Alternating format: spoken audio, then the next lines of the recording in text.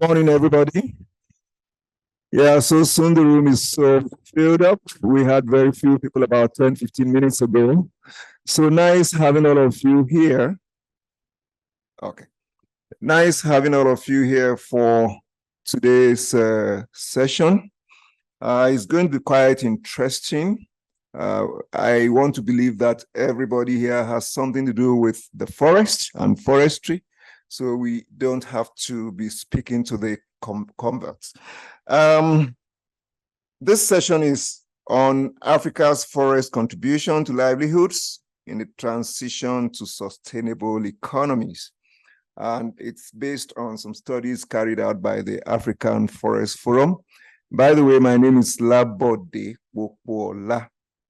I am the Executive Secretary of the African Forest Forum, and we're glad to have all of you in Nairobi. There's so much about forest and forestry in terms of our livelihood, in terms of the environment, in terms of how we survive. We can imagine a planet without forest. All of us will be gone. So forests remain very important in everything we do, how we live, how we die, and all of that. So this morning, we will be looking at the impact of forests on livelihoods, particularly in Africa. Quite a number of people, about 250 million people who live on forest edges, depend on forest resources one way or the other. And in fact, during the period of emergencies, like when we had COVID, like conflict period, people rely on forest. Unfortunately, these very valuable resources are not accounted for. They don't come up in national accounting system. And so we're going to have 4 presentations this morning. The first one will be the role of forests and trees in poverty alleviation in Africa. And the presenter will be Dr. Doris Mutta, who is a senior program officer in the African Forest Forum. She is a forest scientist with many years of experience and worked in different areas of Africa. The second presentation is on the roles of forests to livelihoods during crisis in 2 African countries. And this will be presented by Dr. Chemuku Wekesa. He is of the Kenyan Forestry Research Institute, and he has a PhD in natural resources, an MSc in environmental resources, again, another experienced forest scientist. The third presentation is drivers of forest cover change in Eastern and Southern Africa. And it's a review, and it's going to be presented by Lizzie Mujuru. Again, another PhD holder in forestry, very, very experienced. He's been around in the area of forest research for about 20 years. The fourth presentation is sustainability of food management approaches and practices applied in mangrove forest systems in Eastern Africa. And it will be presented by a wonderful lady, Dr. Rukia Kitula from University of Dar es Salaam. We're going to have a nice time, and the session will be discussed by a lady from Cameroon, a parliamentarian, somebody who is so much interested in forestry matters, working with rural communities. So it's my pleasure to welcome the first presenter, Doris Mutta, to make her presentation. Thank you very much. I have 10 minutes to take you through this presentation on the role of forests and trees in poverty alleviation in Africa. This is actually a result of findings that were done through an assessment by a panel of experts listed there, and some of these are already present in the audience. And this was a report that is also published on the UFRO website, which I would like to take this opportunity to market it. It's available on the UFRO website. So I will only be able in 10 minutes to present just a section of this report. So the rest you can be able to access the information from the report accessible on the website. So just to give some context of what we are talking about Africa's forests and trees outside forest. These are very important assets for Africa that are contributing to socioeconomic development and environmental sustainability. I will be focusing mainly on socioeconomic development with respect to contribution to poverty, alleviation, and specifically on livelihoods. So this is the general coverage of the Africa's forest, about 600 million hectares altogether, covering 20% of the continent's landmass. It's a really huge asset and it comprises 16% of the world's forest cover. So we have different, the distribution according to different sub-regions are listed up there. Now, this resource has also been acknowledged, recognized by the African Union through the Africa Union Agenda 2063, whose vision is to, on the Africa we want, that we have a prosperous Africa based on inclusive growth and sustainable development. And the Agenda 2060 recognizes that forests are very crucial for achieving prosperity for the continent through a number of SDGs. And indeed, in that statement, also an Africa Union Sustainable Forest Management Framework has been adopted by governments in 2020 to guide African countries in managing forests to contribute to sustainable development through these, to contribute to the various SDGs.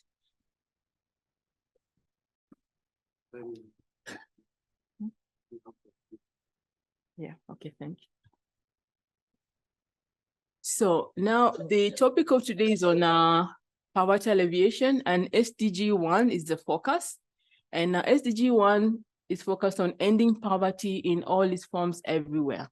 And particularly with respect to forestry, their target 4 and target 5 are relevant for this study that we undertook with the various experts across the globe.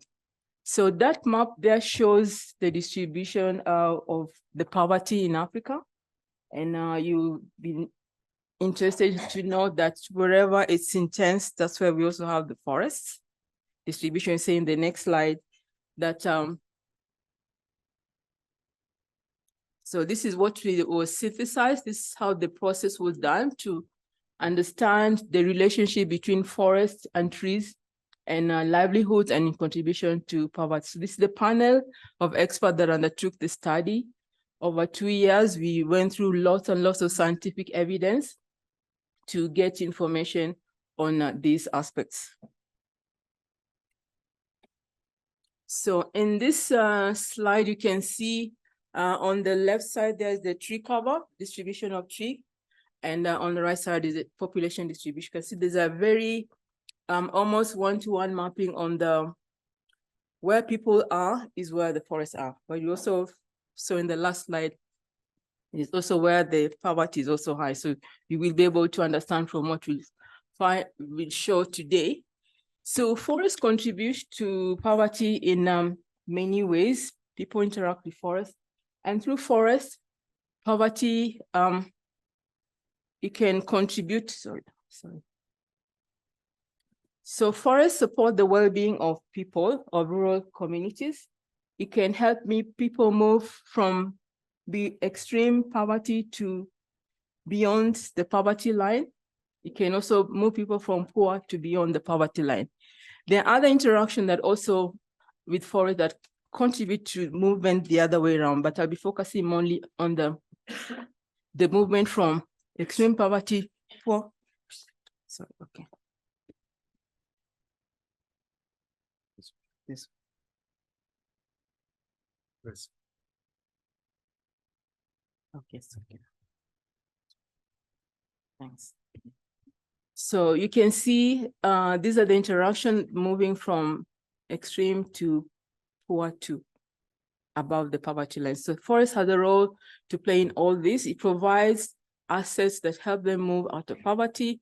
And also in the next presentation, it helps them manage risk across seasons and years where there are challenges. So in terms of our forest wealth, it contributes a lot. I'll just touch on a few of the sectors that the forest contributes. We have here this forest with the National Park of Zimbabwe, and through contribution to tourism, we found that prior to 2020 global pandemic, wildlife-based tourism in Africa generated over $29 billion annually, and provided direct employment for 3.6 million people and another 24 million related jobs. So you can see contribution to livelihoods very clearly through this forest. The mangroves, the other side of the towards the ocean, and we have the mangroves are playing important role in the blue economy.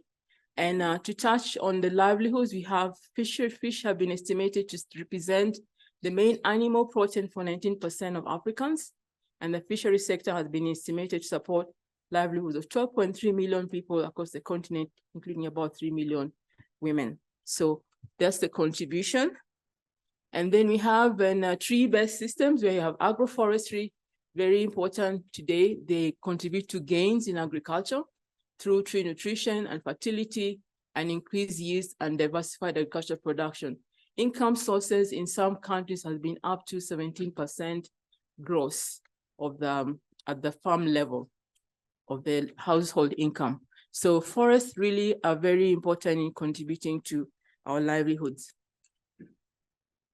When you get to the other part where the non-timber forest products are, we have non-timber forest for the value chain development that are very key. We have two, I'll give examples of the peanut nut butter and the vanilla, which are two that have been well integrated into domestic and also international markets. And our study found that Ghana exported 42,424 metric tons of shea worth butter of USD 14.8 million in 2008. And this is some of the activity that are conducted by women, largely by women. So based on our study, we came up with 5 key messages. The first key message is that forests and trees are critical to poverty alleviation in Africa. The study found that forests contribute 21% of household income in many parts of Africa. Forests provide goods and services, including tangible and intangible, that can support the well-being of rural communities, build access to move out of poverty, as I've already mentioned, and they manage risks across seasons and years. Many contributions, however, occur outside formal markets and are not included in national income accounts. The moderator already mentioned that this is one of the key gaps that we're experiencing, that although forests contribute a lot to livelihoods, the accounting system do not capture these benefits. And therefore, we are having a situation where the forest contribution is overlooked and resulting in the financing of the forest sector. So it's important that forest national capital merits greater weight attention. It's a message for the policymakers, and therefore allocate enough resource allocation. So we have also formalizing of this sector can begin to ensure that the true value is reflected in national decision-making process. This is one of the discussions that has been going on for a while, and maybe today we'll be able to see how we can advance the discussion. The other message is key message number 3. You will note now in number 3, the other 2 and the other, I will not be able to go over them because of time. So I'd like to highlight key message number 3 that came out of our study, that the distribution of benefits from forests, from human well-being, is inequitable. We find that there are very many inequities in terms of geography between and within countries, and also within northern countries. We're very well acknowledged, the global north and the global south. There are very many inequities. We also have, in the context of gender, in the context of class, we have also political and other social differences that shape the benefits distribution of these benefits. So what we found, that the poor are rarely able to capture the bulk of benefits because they have many lacks. They don't lack the capital. They don't lack the technology that would be able to enable them to add value and increase the income to their households. Light capture is one key area that is also has been fairly persistent that happens at the cost of local livelihood potential income. Potential income flows only favor those who have land and capital. And this is one of the areas why we have, despite the forest being very useful to the communities living around the forest, poverty is still persistent. 1 minute, okay, sorry. Okay, actually I'm on my line. So in order to harmonize and to bridge these gaps, they need to address the inequity. And in addressing these inequitable benefit flows can be achieved through strengthening property rights, tackling gender inequality, and supporting community groups to access improved technology and capital to be able to access the commodity value chain. So forests therefore can then contribute to more inclusive forest-based economic growth. In conclusion, therefore, forest and tree based are vital to poverty alleviation in a way that is just and sustainable over the long term. And now is the time for these foundational assets to take a more central role in advancing poverty and sustainability goals in Africa. Thank you. Next, may I invite Chemuku Wekesa to make his presentation.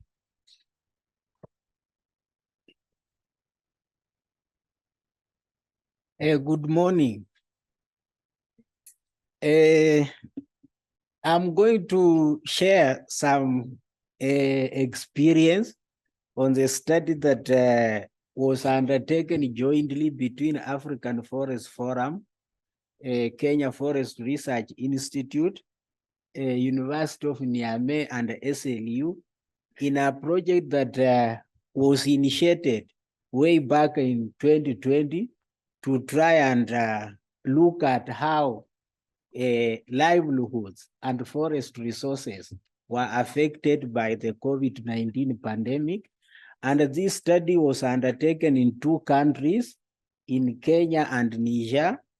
And even within those 2 countries, we were able to segregate into rural and urban population.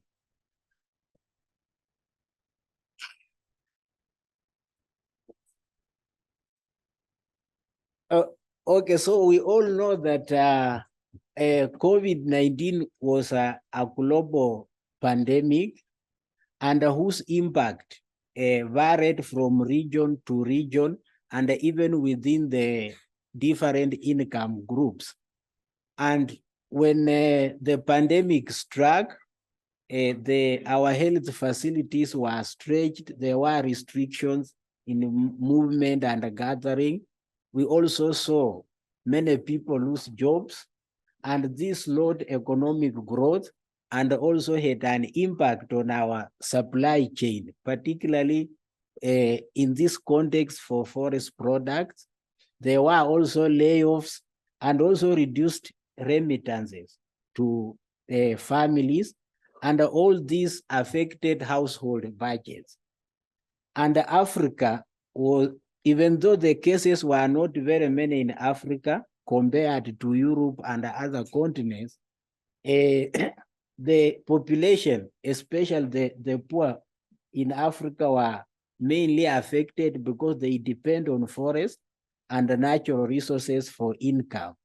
These are supposed to other continents where the income at household level, like in Europe, in North America, are high and were not really heavily affected. So we commissioned this study to try and investigate how low income household in Kenya and Niger were affected by the pandemic and how these households used forest products to meet income losses that had come about because of the pandemic in both urban and rural areas, and how the use might have also influenced the use of the forest and other natural resources. And our study tried to answer some 3 questions. And the first question was, how did the production, consumption, and the expenditures regarding forests and forest products develop after the pandemic emerged? Then the other question was, what was the role of forests and its products for rural and urban household livelihoods during the pandemic? Then the third question was whether the pandemic created urban-rural migration, and if that was the case, what was the impact on the forest in the rural setup where these resources occur in most cases? So in Niger, we had 3 rural sites and 1 urban site in the city. And in Kenya, we had 2 rural counties and 1 urban county. And the maps just gives an indication of where these studies were undertaken. When we collected our data and quickly in Kenya tried to look at what were like the major impacts and the issues of income, the issues of charcoal production, the issues of tree products, the issues of schooling were some of the main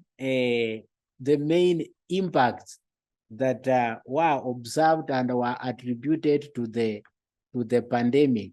The issues of also business, the supply chain being affected by the pandemic. In the case of Niger, there were issues to do with how the products, the forest products, contributes to household livelihoods. And you can see from this,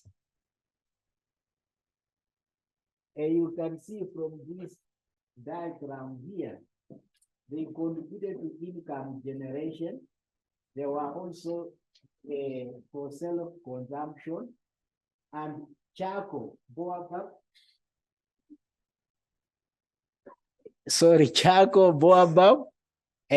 were some of the main products that the community depended on for during that particular period when we had the pandemic. And then the pandemic also caused some change in the land use. And as you can see, the change varied from region to region. And one of the changes was the lack of manpower here, the timber harvesting, and also increased agricultural production. And we will also see this as we move to the Kenyan situation. So the impact affected women, men, and also the youth differently. And some of the impact that were mentioned included decline in income, also lifestyle changes, increased costs, like the transport costs, and also the issues of unemployment. There were incidences of temporary unemployment attributed to the pandemic. When we looked at the Kenyan situation, during the pandemic, the forest played a very key role in household energy. For the case of the primary household energy in both rural and urban setup, you find charcoal and firewood were heavily used by the household as the main source of energy. And the same thing applies to secondary sources of energy, where still charcoal and firewood played a key role. On the consumer prices for various consumer goods, you see there was a significant increase for farm products prices, for forest product prices, and also the selling prices equally increased. Apart from the quantity of food received by the household, the rest increased during the pandemic. Then there were migrations from the urban setup to rural areas due to a loss of employment. And when this happened, there was increased pressure of resource use at household level. And a charcoal firewood use increased because of the numbers at the household level. The same thing applies to timber and even non-timber forest products, because some of the people who moved from urban centers to the rural areas, for example, didn't have houses at home. So they had to put up some, and this led to increase of the use of timber. But surprisingly, the poles and post use did not go up. On how the household were coping with this pandemic and how the forest supported the household and the individuals to cope with the pandemic, we found out that charcoal for own use was increased and it was used to a large extent. The same applies to charcoal for sale. There was increased charcoal sale to generate income and compensate for income losses that were attributed to the pandemic, including the unemployment that the pandemic had created. The use of firewood also was used at a large extent.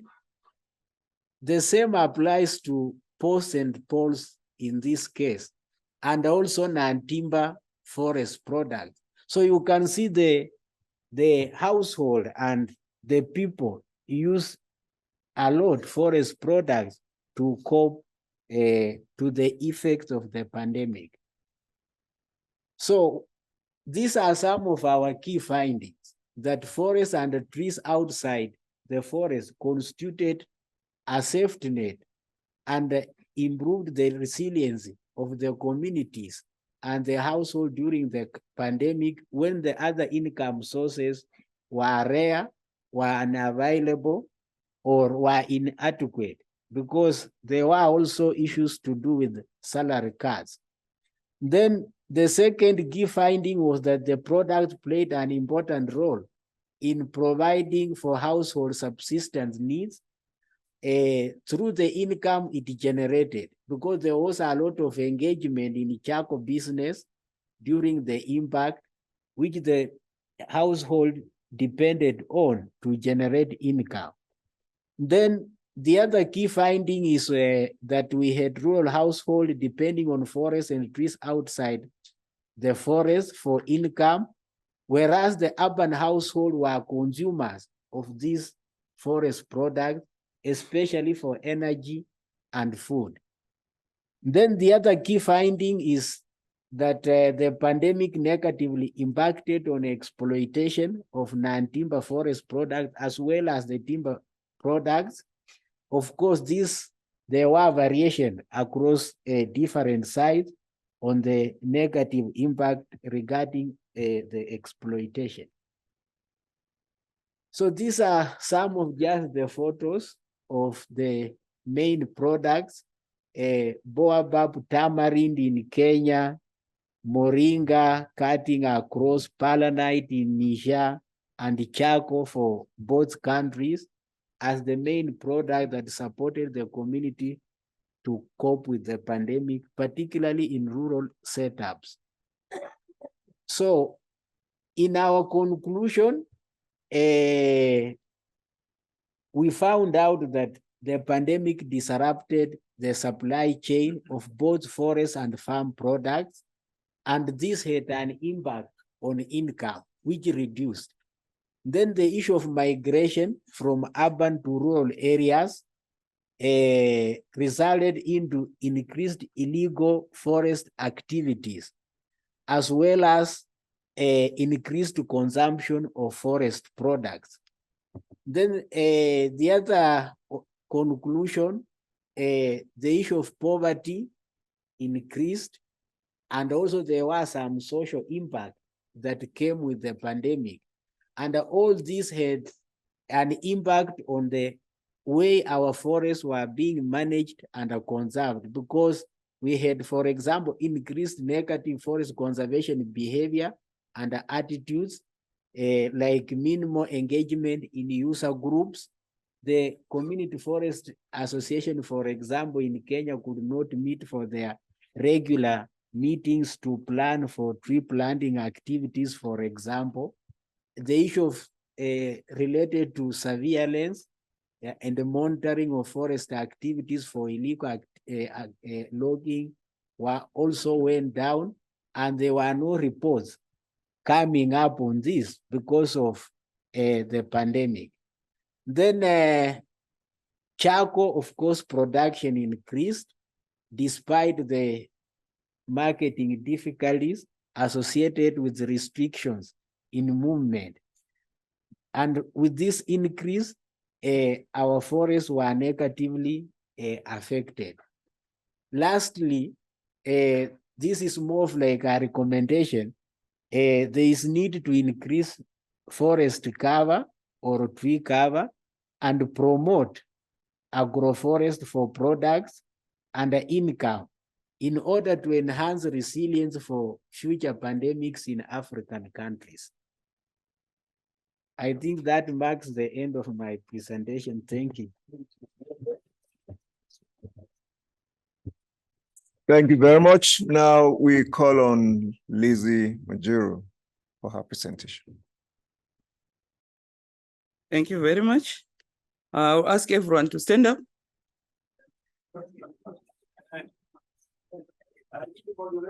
Just say, mama, mama, mama. Mama, mama, mama. Thank you. Sit down. I am trying to reduce the degradation that can come. Thank you very much. I'm going to talk about dynamics of forest cover change in Eastern and Southern Africa.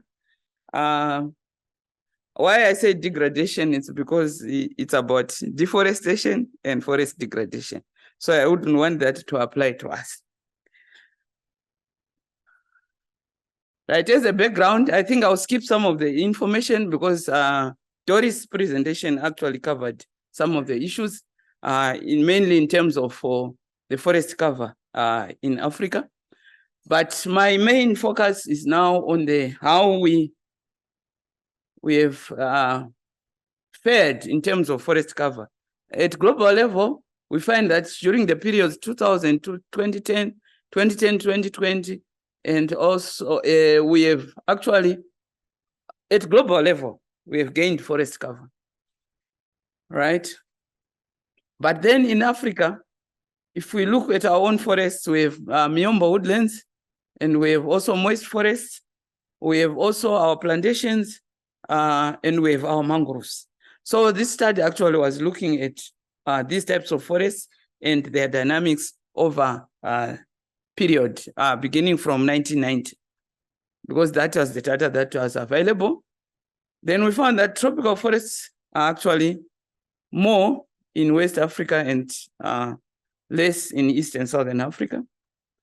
Then the rate now in terms of Africa is actually not the same as the global rate, because in Africa, we actually started at 3.3, moved to 3.4, and then by 2020, we had 3.9. So it means we are actually losing our forests as Africa, although at global level, we are gaining. So it means other countries are doing well, whilst we are actually destroying our forests. So what is threatening these forests is actually our human activities mainly. And these activities have actually resulted in fragmentation of our forests and our woodlands. Then the isolation of populations has also been another result. And then the provision of goods and services from forests has also been affected. And the drivers that have been affecting the provision of these goods and services are actually in two categories. We have the ones that are direct and others that are indirect. So looking at the proportions of forest cover in Africa, East and Southern Africa, we find there are nations that have more than others, whilst the others have less. Some of these are small countries, but they have large proportions of forest area, especially if we look at Seychelles and Djibouti. Looking at their sizes relative to the forests that they have, they are doing well. Right, so what were the objectives? They determine historical patterns, which I think we've already somehow described. Then drivers of deforestation and forest degradation. Then also gender-based issues related to forests. Then looking at also alternative livelihoods that can actually save our forests. Right, the methods were basically literature review, and the literature review was also complemented by questionnaires from 5 countries which were selected. And this study was done during the pandemic. So we had to select helpers in 5 countries to actually do the data collection.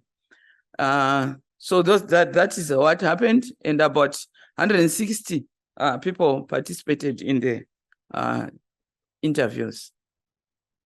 Right, looking at the results, looking at the rate of forest loss in selected countries, we selected countries based on the types of forests that are available in each country. And we find that there are few countries that have all types of forests, because some are inland countries and therefore they cannot have mangroves. So you find that for some types of forests, we have certain countries, whilst for others, we don't have. But we want to highlight the size of Madagascar and its rate of deforestation. In Southern Africa, we have South Africa. Forgive us for Swaziland, it's Eswatini. Then we move to Zimbabwe, Malawi, and Mozambique, and Zambia as we go. Angola, if you remember from the previous slide, this is the largest forest area in Southern Africa, but then the rate of deforestation is actually lower as well, right? In East Africa, Uganda is not among the countries that have the highest forest cover, but it is depleting its forest first, followed by Kenya and Tanzania. Right, if we're looking at the individual types of forests, the moist forests, we find that we have also different areas where we are having the areas demonstrated there, and also the rate of forest loss demonstrated there. And you find Madagascar and Uganda actually topping the list in terms of moist forests.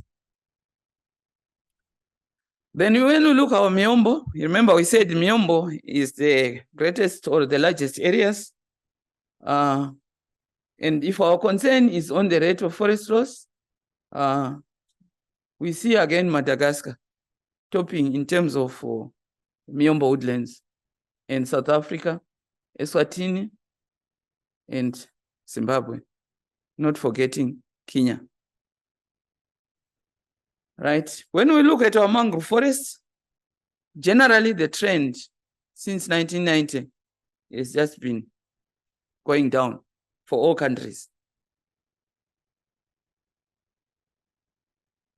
Right, plantation forests, improvements in most countries, except Zimbabwe and Malawi.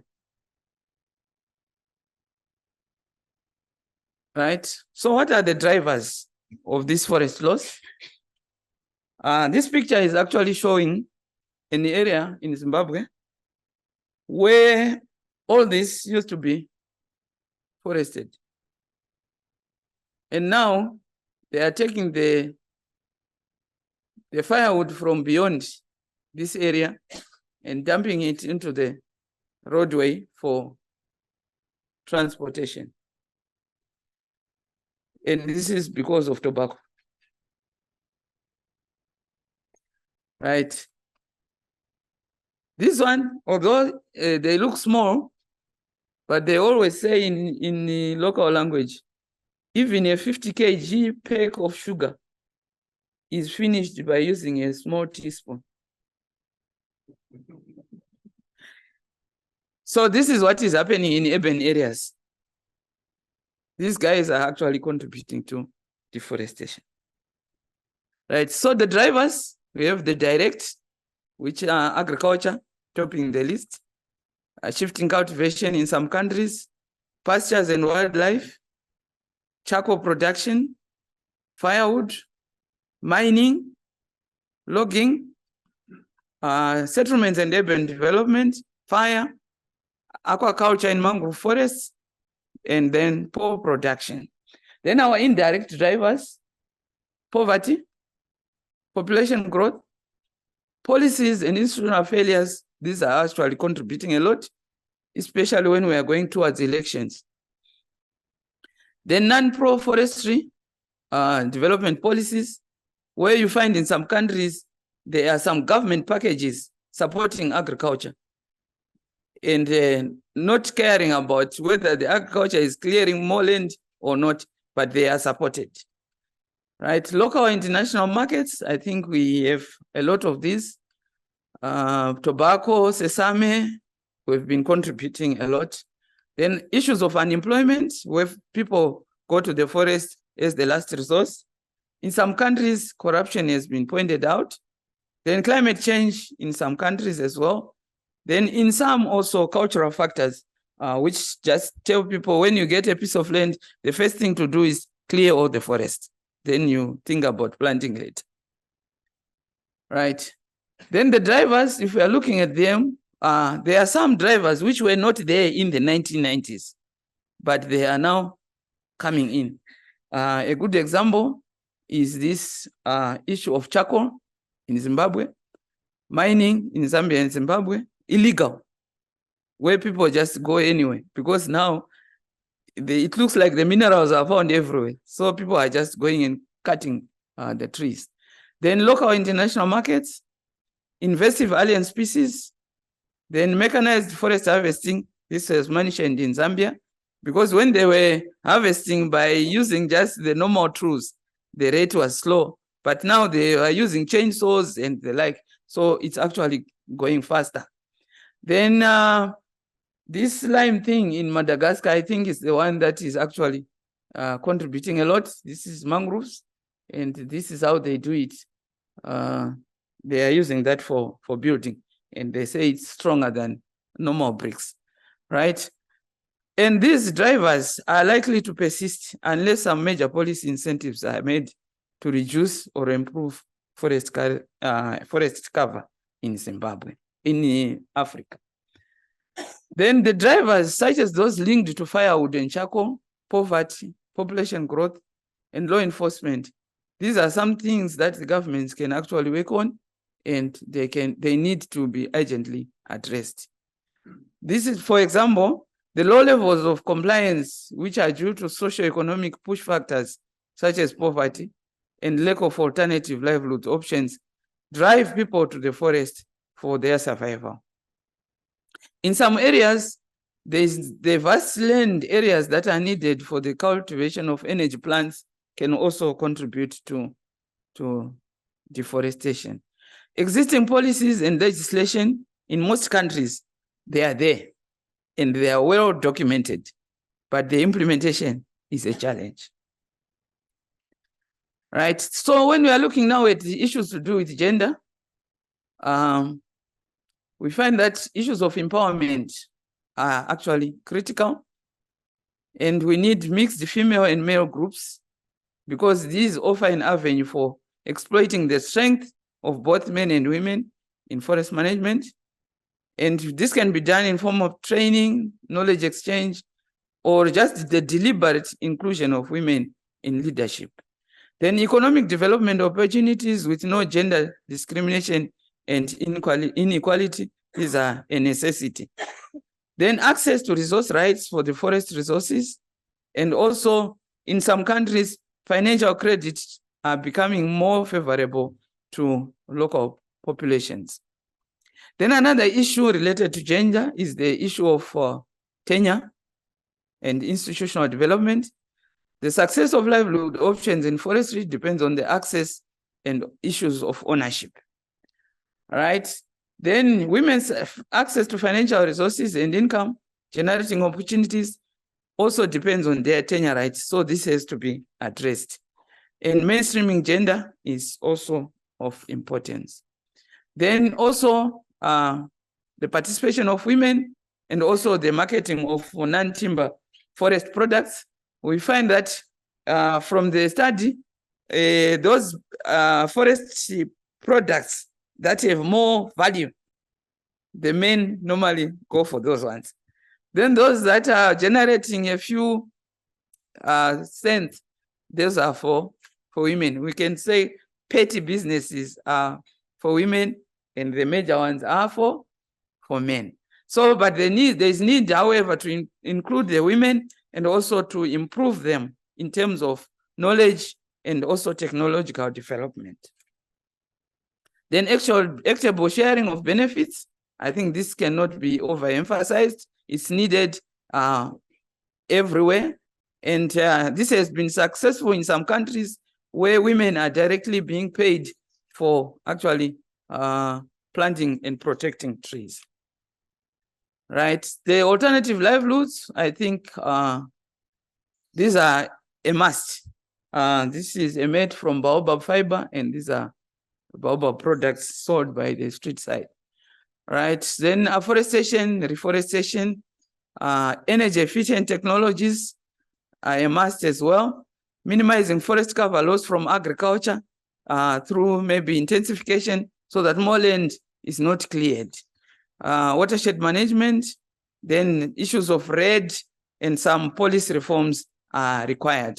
Then in summary, I think the African regions are endowed with a vast resource of different forest types, moist forests, woodlands, mangroves, and plantation forests. These are all there. Then both direct and indirect drivers affect all forest types it should be in the two regions. Then the main direct drivers of deforestation are clearing for agriculture, charcoal, firewood, logging, fire and infrastructure development. Indirects are mainly poverty, population growth, institutional and governance issues. The drivers of deforestation have been dynamic and complex over time. Then deforestation and forest degradation give a greater burden to women and children than men. Gender-based measures with strategies that reduce vulnerability are important, right? We can reduce forest cover loss by actually embarking on alternative livelihoods, such as beekeeping, value addition of non-timber forest products, and other alternative employment. In other countries, they are actually having sewing projects, clothing factories to alleviate forest loss. Then there is need, however, for supportive policies for empowerment and management of forest resources. So would like to acknowledge, I think, the AFS Secretariat and also the collectors of data in the different countries. Thank you very much.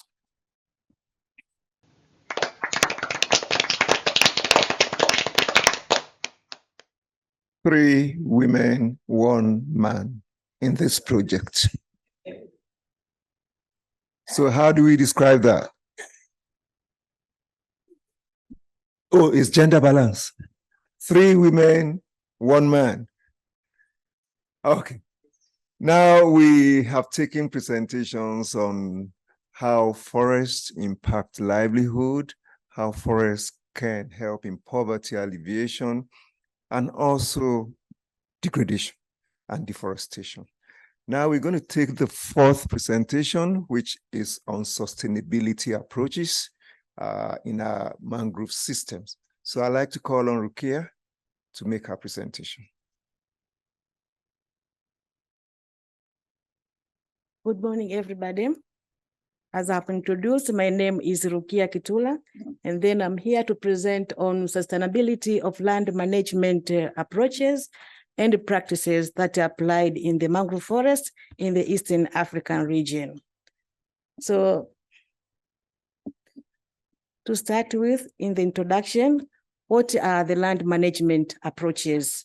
These are only the ways and means that are applied to promote and implement a sustainable land management technology in order to support it and in achieving better and more widespread of its implementations of those sustainable land management.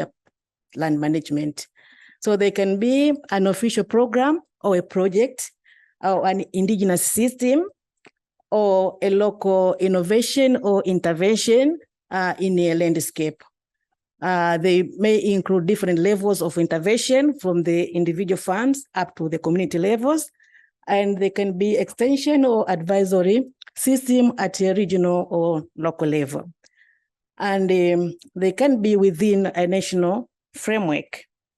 So these are the examples of sustainable land management approaches. We have community empowerment programs, community-driven development, there are participatory land use planning, and the local level participatory planning approach, and even community-based participatory watershed management.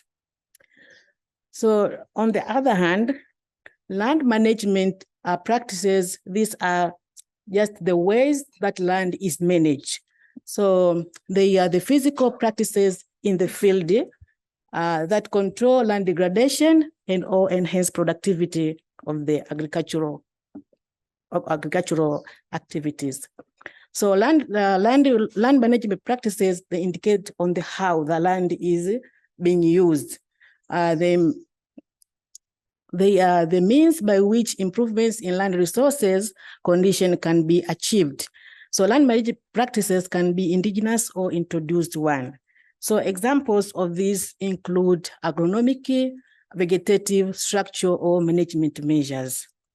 So in Eastern Africa, there are various approaches and practices being carried out in the mangrove forest, but their sustainability levels are still quite unknown. So when we say sustainability in the context of sustainable land management, we mean the measures and extent to which a form of land use is integrating social and economic principles with environmental concern to enhance production, reduce levels of production risk, protect the resource, and prevent soil and water degradation, but it should be economically viable and socially acceptable. So this study was done to assess the sustainability of land management practices and approaches that are used by farmers who are living close to the mangrove forest in the Eastern Africa. So there is a need of doing this because sustainability of land management approaches and practices is an important method. So we need to measure it to gauge their impact into the land and the livelihood of the people. So the data for this study were collected into 3 countries, Tanzania, Mozambique, and Kenya. And the method used for data collection were household questionnaire, focus group discussion, key informant interviews, participant observation, and finally, reviewing of various literatures. And data were analyzed by using Excel and statistical package for social science computer program, as well as content analysis. So in order to understand the sustainability levels, we use the indicators. And these, there are 8, one being efficiency. When we say efficiency, mean that the approach or the approach or the practice used has worked to attain the measurable results, what you want to intend, meaning to achieve. And when we say efficiency, meaning that you implement the approach with a reasonable resource at a reasonable time. And when we say relevance, meaning that the approach being used is about the issues of their interest. And when I say ethical soundness, meaning that the approach has considered the local norms, traditions, and rules of ethics, and has taken into consideration the local knowledge and local practices. And when I say community involvement, meaning that it has involved all responsible stakeholders. And when I say participatory when I say ethical soundness, meaning that the approach or practice we are talking about as being supported by relevant national or local authority, and on sustainability, meaning that it has long impact. And the replication and adoption mean that the approach has been scaled up in other parts of the country. So we use the community perceptions, and in this we use the 7 scales to measure the sustainability levels, one being very satisfying, unsatisfying, neutral, not applicable, not aware, and not at all satisfying.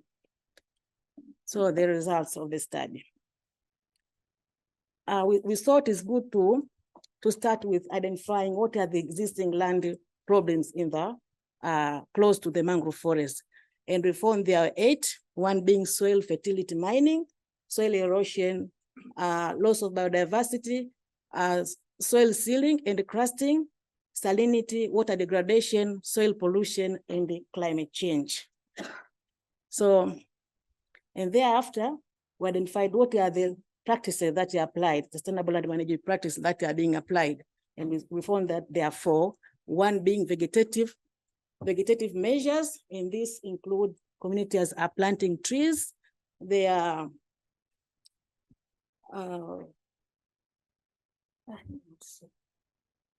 planting trees, they use vegetation strips along the rivers, and the vegetable farms, putting up hedges. They are putting up hedges, and and protection of natural tree or vegetation. They are putting up fire breaks, tree nurseries development, retaining more vegetations on farm, and agroforestry and afforestation. So this we are done to protect the farms against the pest and disease, and to return the lost forest, and also to protect the land from erosion. Another practice was associated with the structural measures, and these communities are applying on their farms earth bands, stone and earth walls with planted vegetation, their terraces, retention ditches, barriers, palisade, dikes, dams, depressions. So they're applying to protect land from erosion and the water storage. The other one is soil management measures, and this we have 3. One being soil cover, where many farmers are applying mixed cropping. And then we have soil fertility, whereby they're applying manures and the fertilizers, but there are other practices also being carried out. And the last one is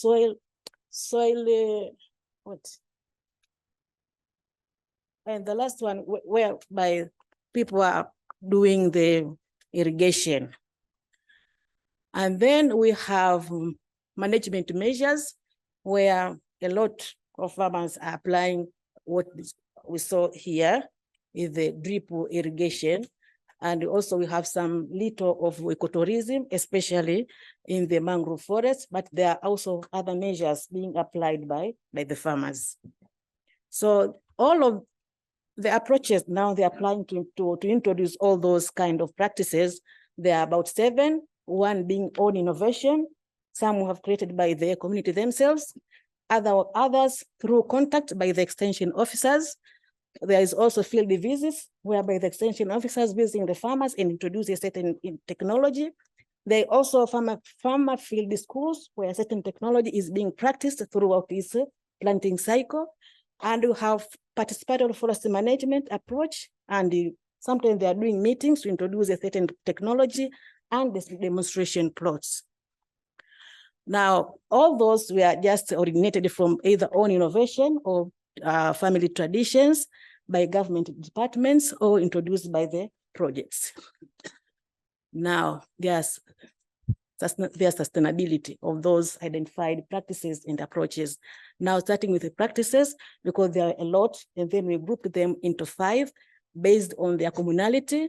And we have zoning land as forest reserve, the other one, tree planting, ecotourism, traditional practices, and last one is agricultural practices.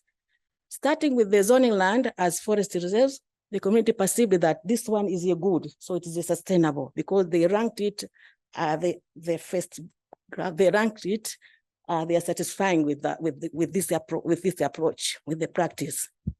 Then tree planting, they are not, they ranked it low, especially on issues of political commitment, but the other indicators were ranked satisfying. On the issues of ecotourism, the majority, they are saying this one, replicability and the adoption is very low because only few forests in Eastern Africa are under the ecotourism. We have the Gazi and the Jozani mangrove forest where they're practicing ecotourism. And for the traditional practices, they are saying, among all those indicators, they are saying political commitment is very low. But for the agricultural practices, here this graph, they are satisfying with those agricultural practices. They are sustainable, they are still practicing. And that one was for the Tanzania case. And this one is for the Kenyan case, where we saw that the majority, they are appreciating the approaches, the practices, but they are saying they are receiving very little commitment on political issues. When we go to the Mozambique, we found that most of the agricultural practices, especially the mixed cropping and green manure application, this one, they received high community involvement. But on political commitment, most of these, they are received low communities and sustainability is almost low. Okay. On approaches, they are saying the approaches are almost sustainable, but they are not happy with the political commitment. Now, to summarize, most of the sustainable land management practices and approaches, they are linked directly with the crop farming, and the practices such as which have direct relation with the protection of the forest, we are zoning land as forest reserve, trees planting, agroforest, afforestation, selective clearing, traditional practices, and ecotourism. Then approaches used on innovation, contact farmers, and field visits. These are the more common to all countries, but we also have farmer field schools and the participatory forestry management, this all and the demonstration plots. And lastly, let me conclude by saying that it is good if you promote the farmer field school and the participatory forestry management approaches in order to maintain, to be supported and be maintained in the study countries as a model for technology transfers, and establishment of more woodlots using fast-growing trees species should be promoted in all in countries. And even community-based ecotourism should also be promoted in the mangrove forest to be as a source of livelihood in conserving the mangroves. Finally, I would like to acknowledge AFF, my institution, country expert who assisted me in data collection, communities, and officials for various government departments and research assistants. Thank you.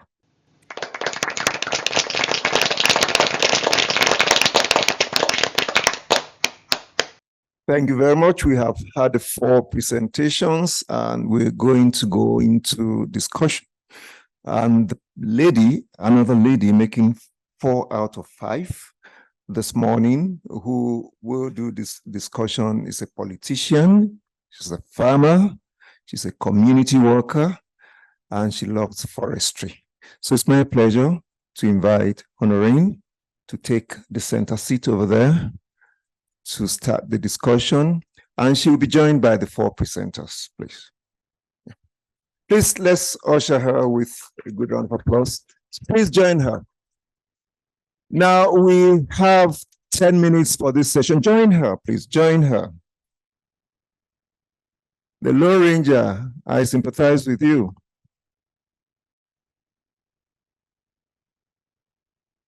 So we have 10 minutes for the discussion, then we'll have question time. Thank you. I am very pleased to be part of this panel. And at times it can be very difficult for you to be in a discussion with women of substance like the ones I have here, all made up of professors, doctors, with a lot of knowledge. And I'm so proud of them and proud of the fact that we have dominated our man. And to succeed in this kind of discussion, it must only take somebody like me, who is a farmer, doing it in the field and knowing the practicalities right there in the field. And therefore, I want to thank them for the work they are doing. I've heard that I'm a politician, right? I am. And if I am a politician today, a parliamentarian, it's because I was a farmer. And I worked with farmers, most especially with women who carry the largest population in my area. I am of the opposition party, the Social Democratic Front in Cameroon. I lost my national chairman, Niger last year, this year, and he was a farmer and he loved tree planting so much. And he was my mentor and he encouraged me so much. He was all round. He was a politician, he was a farmer, he was a father, and he did so much to us.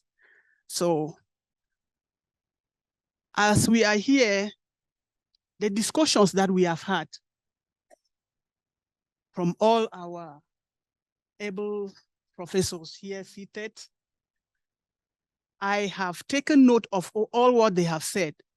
And being a farmer, I want to note here that I will not go in much about what they have done because farmers will want you to research and give them results. Farmers will want to take just what will benefit them. But here, I will take what will benefit me as a farmer, and I will take what I need to remove from that paperwork to action. I got your point, Lizzie. I got your point that we have very good paperwork as policymakers, but no action. Very true. Because we have good policies, the policies are there, but we don't put them to action. And that is why our farmers and those who love the tree planting are suffering. Because even with the policies, the people who are supposed to be consulted, like the community-based people, they are not consulted, and the government may come in at one point to say, this area, you don't go in there. And then those people who own that area, their lives depend on that piece of land for their food crops, for their everything. So I think that from this discussion, from this conference, I am very happy because I am here and I am talking with Professor Daniel because I will need something to take back home to my Minister of Forestry and to my speaker so that we do something on it, so that my country will move from paper to action. And I want to thank my doctor here. His presentation touched on COVID and the obstacles that we had at that particular period to manage the forest. He mentioned one tree, moringa. I was happy to hear that because when I discovered this moringa tree, I took it to my community, and one of my chiefs, he opened a whole farm of moringa. And during this period, we were told that you harvest moringa seeds and you prepare your tea with, it helps you in COVID. And so that really helped us. And those people who had their moringa farms, they made a lot of money because people were rushing to buy it to use as tea, now as medicine for COVID. So I know that we have talked about how the forest is helping us to sustain our livelihoods, how it is improving our health, how it is giving us the vegetation that we need.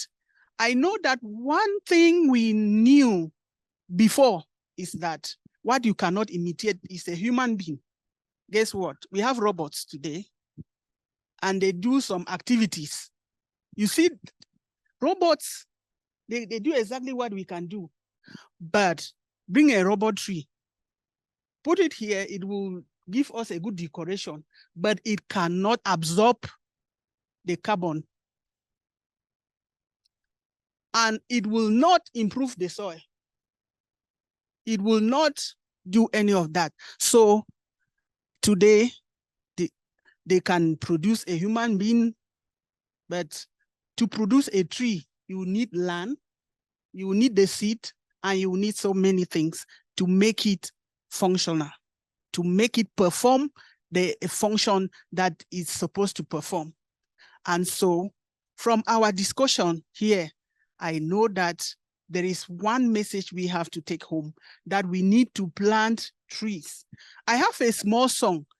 I'm sorry, when you bring in somebody who is doing the talking like me, just give her just little time. There's this song that you hold your neighbor and tell your neighbor, I love trees well. God help us with our forests.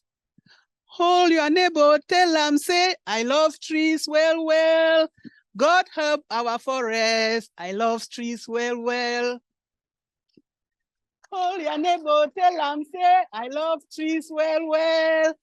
God help our forest. I love trees well. We must sing it, oh. And you must hold your friend, hold your neighbor. Hold your neighbor, tell them, say, I love trees well. God help our forest. I love trees well. Thank you.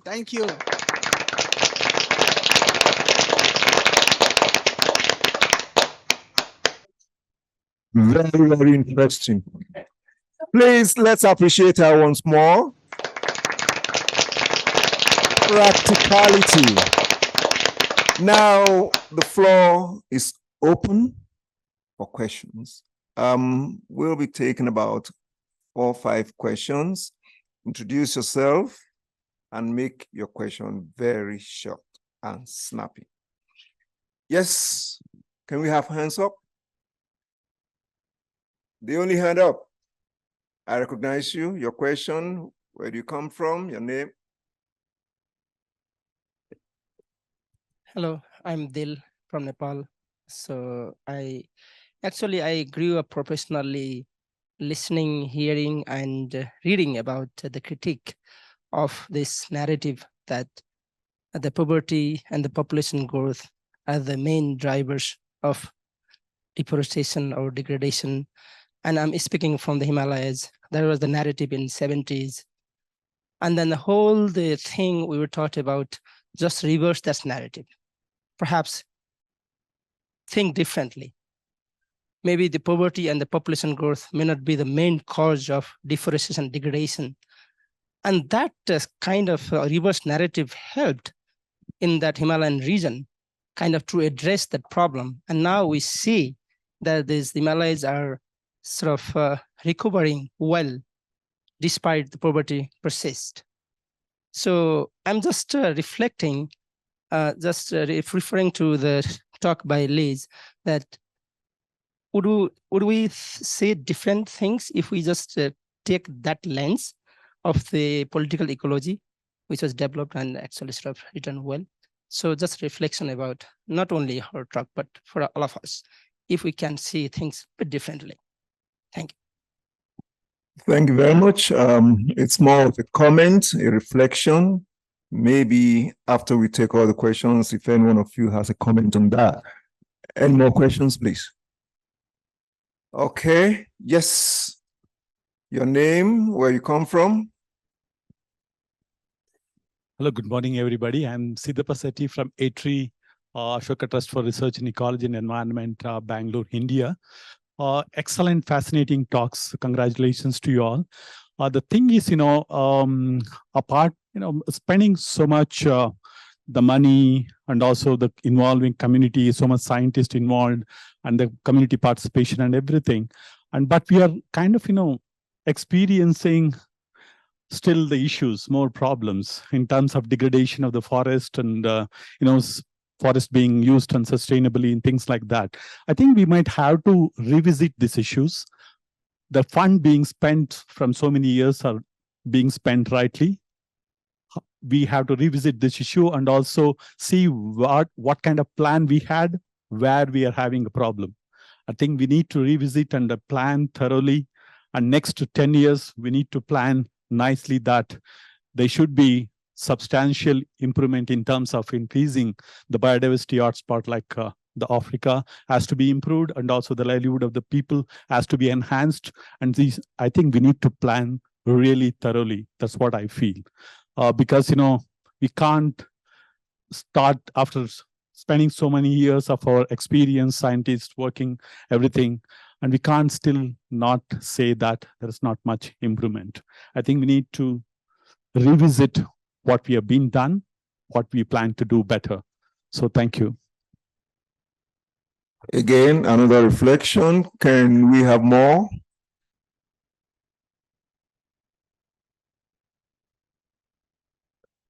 Oh, Professor Coelho, introduce yourself.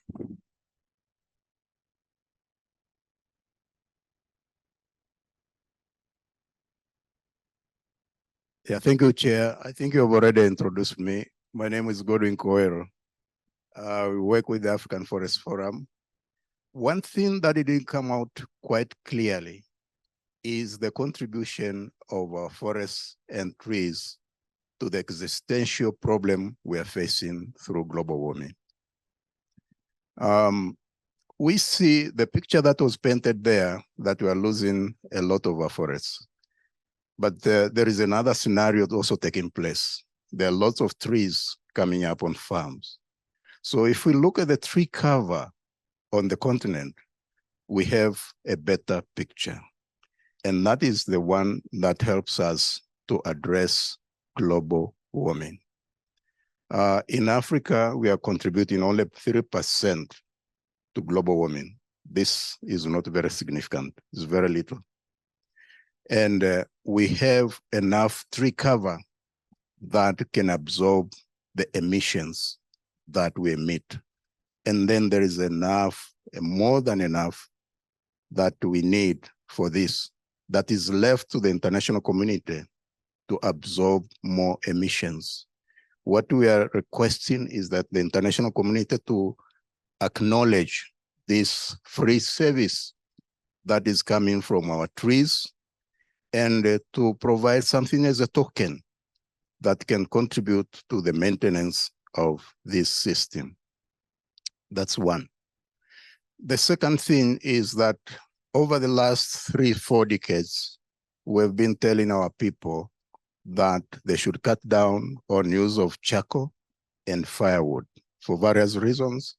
And the main reason has been to curb deforestation. Now we are told we have to go to tell them, you cannot use oil, gas that we've been promoting, or even kerosene for cooking, because these are also contributing to global warming. Now, it's here that we have to be pragmatic. Because if you go to the local communities and tell them, don't use charcoal, don't use firewood, and also coming from the discussions we have through, and I know it's coming through COP28, that we should put brakes on fossil fuels, that is coal, oil, and gas. What alternatives are we presenting to the people? Now, let me say that we have to be pragmatic as a continent. The use of gas for cooking and heating, if Africa uses all the gas it has for these purposes, our contribution to global warming will rise to by 0.4%, make it 3.4%. That is imperceptible globally. So the continent should come up with propositions that will be more pragmatic in the approach of using gas on the continent. For example, if you use gas for cooking, it can cut down the emissions that will come from charcoal and firewood by 40 to 50%. What does this mean? It means that there are more trees out there that can continue to absorb carbon. And it also means that we are reducing global warming. The transport sector on the continent is the one that contributes mostly to these emissions. If we use gas there, we can cut down emissions by almost 40%, which means by using these two energy sources, gas and fuel wood on the continent pragmatically, we can increase our capacity to sequester carbon, and we can make life more comfortable on the continent. So we have to adopt a very pragmatic approach when we go to this COP28. When it comes to the continent, we have no choice. We'll continue to use gas. Thank you very much. Thank you too. Okay, I think we'll be rounding off. May I request for a 1-minute feedback from each of the presenters? 1 minute feedback. Shall we start with the Lone Ranger?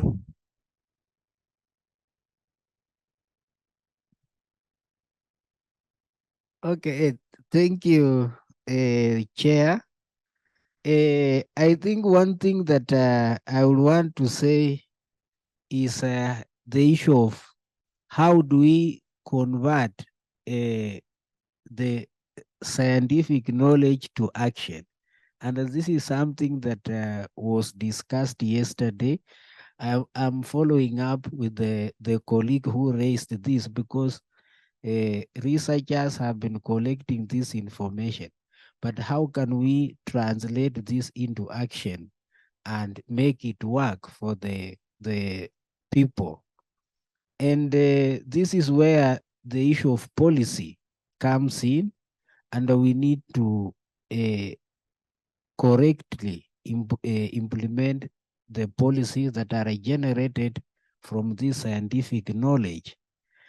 And the people should also be at the center of implementation of these policies. And that means we need to have like the bottom-up approach where we engage everyone involved, all stakeholders in the process, so that there is the issue of ownership. So that is my take on that. Thank you. Doris? Thank you. I'd like to address the issue of persistent issues despite a lot of research having been done. From where I sit, I think the reason why we still have to do more work is because we have only been touching the surface and we need to keep going deeper. As you saw from my presentation, the issue of inclusiveness is just now becoming more and more applicable, where we don't want to leave anyone behind. The value of forest is so high if you subject to the economic analysis of the potential of forest is very high. But when the benefits come out, it's only a portion of the population who are able to access it. because of the inability of the lower level community. For example, when women are left out in the discussion tables, when the youth are also left out. So you find that there will always be a gap. And therefore it's important, probably we need to shift our focus on research to be more inclusive so that we have everybody having an equal footing in the discussion, an equal footing even in the governance structure. And I think we'll be able to make some good progress, because when we are inclusive, we also bring on board a lot of knowledge and intellectual capital that can help. Of course, it will be a daunting task, definitely, but I feel that is a way that we'll be able to make progress so that nobody is left behind, and the benefits, everybody can see that they can actually access these benefits for the economic well-being. Thank you. Rukia. Thank you. My message is to the academician. We are doing a lot, especially the researchers for the masters, for the PhD, and for the undergraduate students. So they are good. They have very good results. So we must change to try even to translate, to take those summary of their findings and finding the ways on how we can communicate with the politicians or sending the feedback to the local communities. That is my message. Lizzie. Thank you. Mine remains on the issues of poverty and population growth as key drivers. As long as we are poor, especially in Africa, studies have actually shown that the poorer you are, the more dependent you are on the forest. So we have to actually take people out of poverty. And if we manage to take them out of poverty, then the forest will survive. Population, as it increases, there will be need for more land for agriculture, more land for building, more firewood required. So those ones will still remain. So those things have to be addressed and sorted out and planned for in order for us to save our forests. Thank you. Honorine, your last word, and we close with your song. Thank you very much.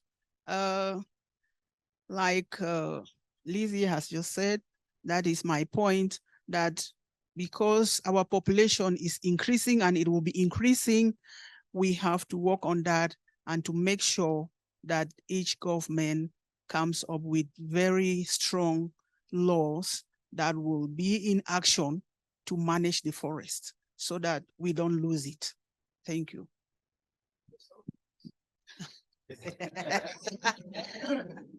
Touch your neighbor, tell them, say, I love trees well, well. God help our forest. I love trees well, well. Touch your neighbor, tell them, say, I love trees well, well. God help our forest. I love trees well, well. God tell them, say, I love trees well, well. God help our forest. I love trees well, well. Thank you very much, everybody. Thank you, the presenters. Thank you, the discussants. Thank you, participants. It's been a wonderful morning.